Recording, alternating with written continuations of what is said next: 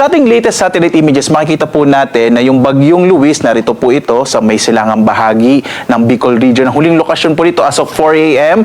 nasa 295 kilometers silangan ng Daet sa lalawigan ng Camarines Norte. Bahagya po itong lumakas, nasa 55 kilometers per hour yung kanyang lakas. Malapit sa gitna at pagbugso naman nasa 70 kilometers per hour. Kumikilos pa kanluran, timog kanluran na medyo mabagal po at nananatili lamang dito nga sa may silangang bahagi po ng Bicol region. Samantala, mapapansin nyo, meron pa po tayo isang minomonitor na bagyo. Nasa loob na po kasi siya ng tinatawag Tropical Cyclone Information Domain. So dahil nasa TCI na po ito, simula na po sa pagbibigay natin ng update kay Super Typhoon Dolphin. May lakas po ito na sa 185 kilometers per hour malapit sa gitna.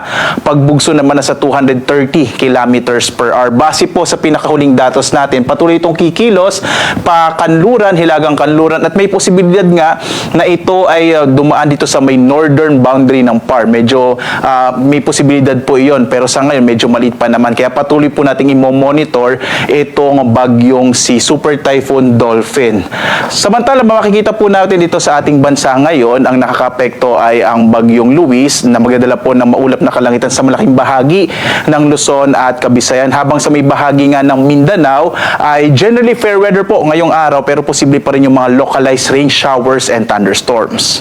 Samantala, inaasahan natin na sa paglapit ng Super Typhoon Dolphin dito sa may northeastern boundary ng PAR, posible pong ma-absorb niya itong bagyong si Luis. Kaya posible po by Wednesday ay maging low pressure area na lamang ito.